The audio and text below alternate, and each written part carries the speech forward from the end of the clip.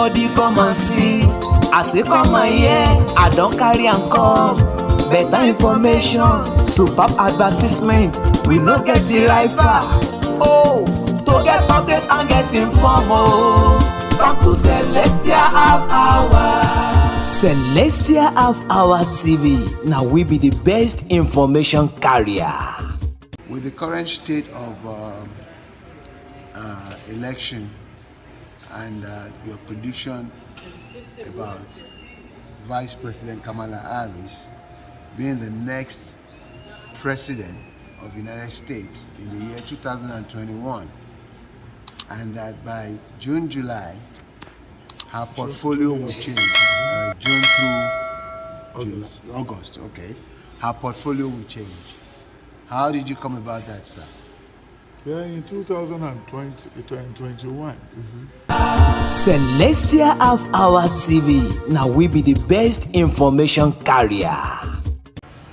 We were trying to meet with you early in the morning to ask questions about the progression or progress of Nigeria, and we're unable to meet with you, but I'm so happy that we can meet with you now and ask some questions or serious questions about our country, Nigeria.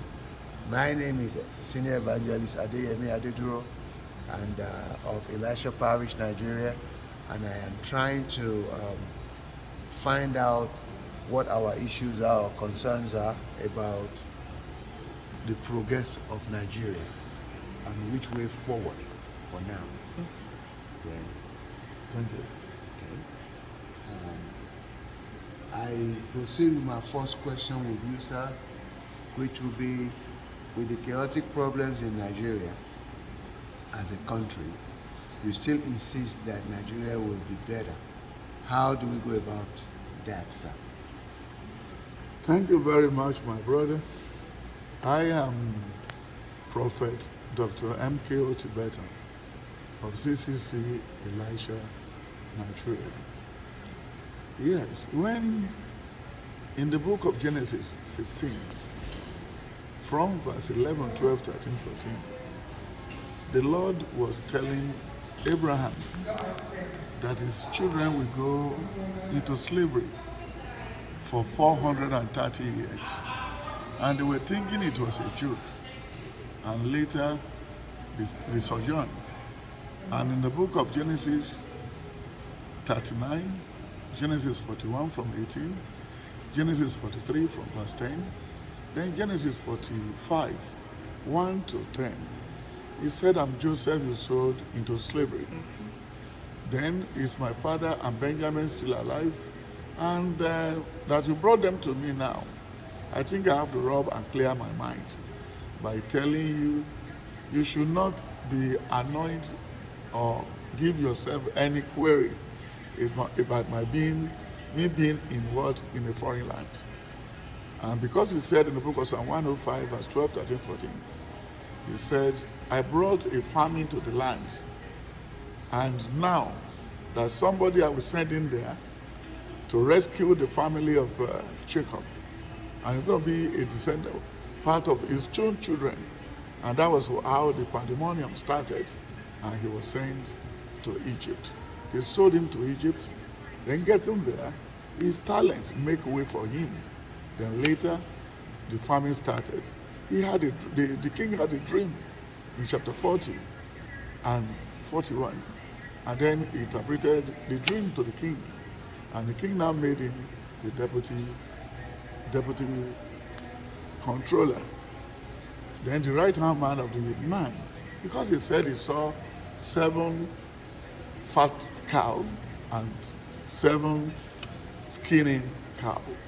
But all buttressed to where he said, when he said this, but when he was to relate the message to the king, he said, the cow you saw is the same cow. There's going to be famine. God at times do bring famine to a land, as stated in Psalm 105, from verse 12. But the one we are facing today is above anything that one woman being can analyze, except the prophet who can put a torchlight into it.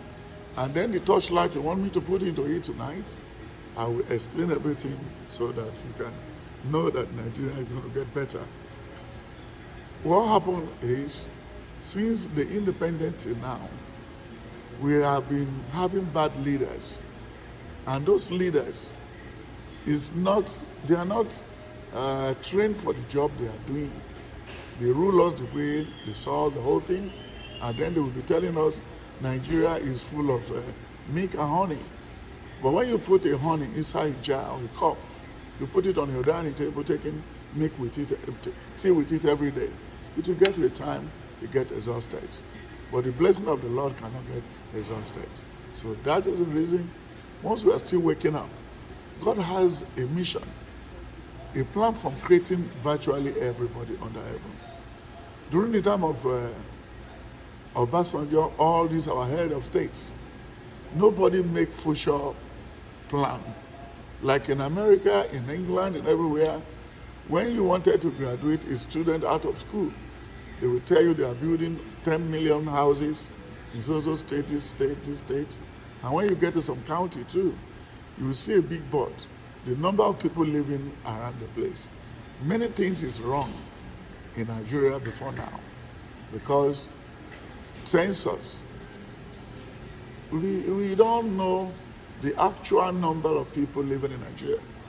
We don't know the number of people dying every day. We don't have those records. And the people running out of the country every day, people run out of the country every day, and the place is not empty. So that's the special work of the Almighty. That you could remember during the time of Buhari, a lot of people ran out of Nigeria. Up to today, they've not come back. And they are running to get their greener pasture elsewhere. But if your house rejected you, your kinsmen rejected you, little you can do outside, except you are specially created, just like Joseph in the Bible. So, what gave me the confidence that if the Lord can bring the family of Joseph together, 11 came, then later the father and the mother came again. He said the moon and the 11th star. Well, he started with the 12 bundles of firewood. This 12 bundle of firewood one stood. Yeah, those are the 11 people that met him up in Genesis 43, from verse 10 to 24. So the country was not created by one person. And God gave the name to the person that gave us Nigeria. And all Obasanjo came, he left. Buhari came and he left. Babangida came, he left. Then Manavasta was in government, he died. Abacha was in government, he died. Abiola wanted to come to government, he died. But God knows about all these things. So, fellow Nigerians and my brother, with the question you asked, Nigeria is going to get better. So we need to do the needful so that we can take Nigeria forward. It's the work of everybody, both in diaspora, both inside and outside. Even the yet unborn children, that's going to do some miraculous thing in that state. There's something that happened, I want to let you know, happened in Texas. There was a man who has brain tumor, a rich man that was flown in from Nigeria for treatment. They say he's going to stay about 1 month because they're going to bring an expert to come and do the work, to come and open the brain and remove the tumor and do everything. So when they flew the two medical doctors down to Texas, in a team of the 8 doctors that work on then the leading team, the man who led the team is from Nigeria. 3 out of the doctors are from Nigeria. And these are the things we're supposed to do now. The president should send message to Canada, to everywhere, that we should advertise all our jobs. So that all Nigerian who is interested should come in and they should pay them dollar, pay them the currency of the country where they come from. And then we'll be able to fix Ajaokuta, we'll be able to fix the road, we must be able to do everything. We have bitumen, but no government ever thought about how to work on the bitumen. We're only fighting on petrol. So that's the problem. So automatically, we need to let either the House of Assembly to remain or the Senate should go. And then they should bring the price of the salary of everybody down. In the next dispensation, Tinubu should work on that. And then we should cut all these political parties. It's too long, it's too much. And we should work on how every state, with all the data we have on board, we can do a census between now and 2027, so that we can know the number of people living in Bauchi, we can know the number of people living in Ore, number of people living in those states. So we will not be projecting that we are 100 billion, 200 billion, 30 billion. No. So that's a problem. God bless you. Thank you, sir. Thank you, sir. With that being said, you have been talking about agriculture, but what can you say about Dr. Abel Damina, who says all Nigerian pastors and GOs are scammers, and condemning the paying of the Lord's tithes in churches? What is your take on this view? Thank you, sir. The issue of Pastor Abel Damina was just like the issue of Ramses and Moses. When you look at the book of Exodus 1, verse 6 to 10, Yes, sir. he said when the new king, the new Pharaoh came on board, he never have mercy for the people of Israel. And he never knew Joseph, who brought them there. Then they handled them with what? With iron hand, giving them a lot of burden to face for the people of Israel. Yes, sir. So automatically, Ramses and Moses grew together. Yes. Then when you look at it in the book of Exodus 1, from verse 6 to 20, from Exodus 1 from verse 6, 7, 8, 9, he said, the king did not know Joseph. Yes, sir.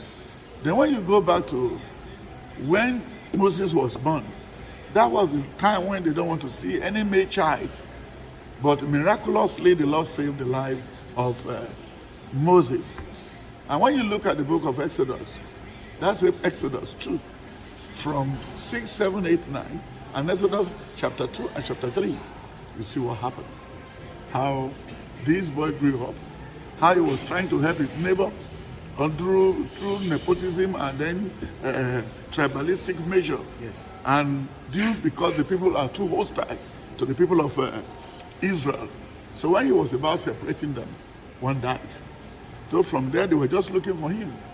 They've never arrested him, but the second day, when he was walking, other up to Israelites and Egyptians were fighting. Then he said, hey, don't touch me today. Don't push me, don't kill me the way you killed an Egyptian yesterday. So from that, this man ran into the forest. And when you look at the book of Exodus again, 5 from verse 6 to 13, then the Lord found him inside the forest.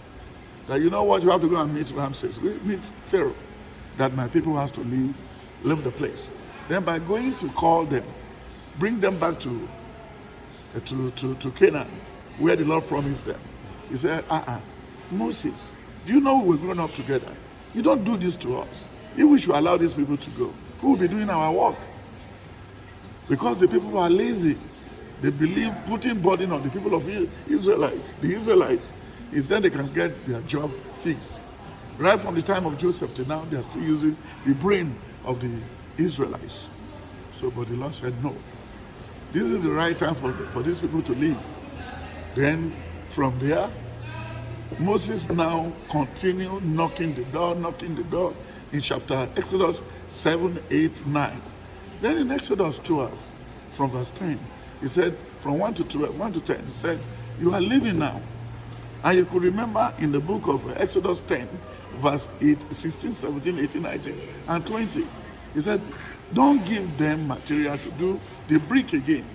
Let them do the whole thing from the beginning and get to the top. So that's to say, they didn't want the Egyptians to help them again.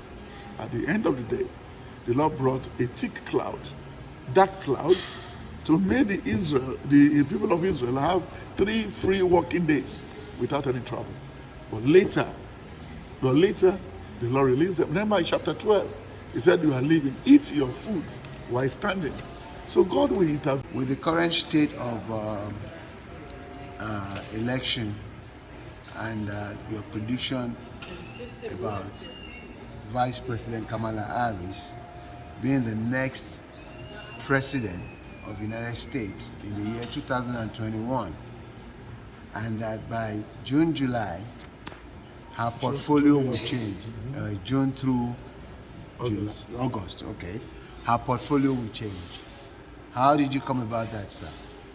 Yeah, in 2021, I wrote it that the Lord has planted you to be the vice president, that she has to support the president, Joe Biden. Yes. That is, it looks like his father. Yes. And she has a lot to learn from Joe Biden. So for that good reason, Yes, sir.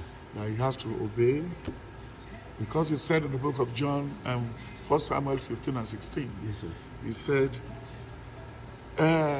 obey is better than what? Sacrifice. Yes. Don't think about the judge part, the law part, then just do serve him diligently so that people coming behind you will serve you. Yes. Then run away from dirty job or dirty arguments. Yes. But by July, August, something miraculously will happen and your portfolio will be changed. Amen. So, and that's what happened. And that was when they were clamoring that Joe Biden is too old. So from there, July, what the Lord said now came to pass. Not what I said. Yes. What they showed me. What was revealed to you? So Yes. then automatically, for her to be there and see when they have changed. All the women who did not want to vote before, they all came in. Because it's just like the story of David in the Bible. In the book of 1 Samuel, in 1 Samuel 14, 15, and 16. In the book of 1 Samuel 15, 45 to 50, he said, let me go and meet the Philistine, the Goliath. Then later, in 1723, he now said, I know the war the percentage they gave to you, David, Yes. will still make you to be the ruler of Israel. Yes. But if you now get there, me, Jonathan, will now come be your deputy. Yes. So this is what just happened. But the sin of his father destroyed Jonathan before David became a king. And when you look at the controversy around David being a king, Yes. Saul is still alive. Yes. And this time around, Joe Biden is still alive. Yes. But it's not that Joe Biden committed any atrocity, but it's because of old age. But the one in the Bible, it was Saul that committed atrocity by not listening to the word of the Almighty. Yes. So that's why Samuel checkmates him. Then go back to the book of first Samuel 16. He said, God is not a respecter of person. Yes. Then God see the inside, Yes. while the people see the outside. Yes. So he was created mode for this job. Yes. And it's too accurate in his support for his boss. Then in the book of that first Samuel, he said, is there any other person? Do you have any other children around this place? He said, no, I only have one, who is a workaholic person, which is David. He said, we will not sit down, we will not sleep, I will not do anything until he's here, so that we can anoint him as what? As a king. That's how David became a king, according to the prediction of Jonathan. Jonathan was the first person. Then when you look at the book of 1 Samuel 23 and 24, the 24 from verse 6 to 14, when he was sleeping in the same cave with Saul, then in the morning he said, my master Saul, I caught the tip of your jacket, and this is your cup, this is that. Yes. He said, do you mean you saw me when I was sleeping? He said, yes. Then he now prayed that the enemy will not have power over you. So the prayer of Joe Biden, the prayer of Obama, the prayer of Hillary, the prayer of all the big people in Democrats, we support the lady, and he will not misbehave. So automatically, Donald Trump is useful. He's one of the past presidents of America. It's a mark that Kamala just wanted to make. So automatically the Lord revealed that is the turn of the female. Even the last time when he won, it was the turn of the female because the woman won. Even everywhere. But they classify information, they this and that, and then the man was a bully. Yes. All this, he cheated, all the dirty jobs, he dug it out. And this one has nothing, no skeleton in her comfort. So automatically, the eye of the Lord will shine on her. Yes. So we need to come out and pray, but we still need to pray for America. So God bless you. Because God will be the person to lead her, right? And touch the mind of the people to vote. And then when you kill the Ghanaian boy that was killed during the election of Biden and Donald Trump, the very guy, the policeman laying on his Floyd. It was just what caused the election the other time. So we need to still pray hard for anything bad not to happen around democracy, the Democrats. So we cannot clamor, we cannot sing, we cannot clap hands for anybody now. It's still very, very dicey. But the Lord, the mark, the face I'm seeing there is the face of the female. Thank you. Much, sir, man of God. Thank you. At this junction, we're just going to say we appreciate you. We pray that the Lord keep on revealing great things to you to help the world and to help us and to help America, because America is a great country, and the diversification as far as people has helped America a lot. Thank you very much. God bless you. Everybody come and see, I say come and hear, I don't carry and come. Better information, superb advertisement, we no get the rifle. Oh, to get update and get informed, oh, come to Celestial Half Hour. Celestial Half Hour TV, now we be the best information carrier.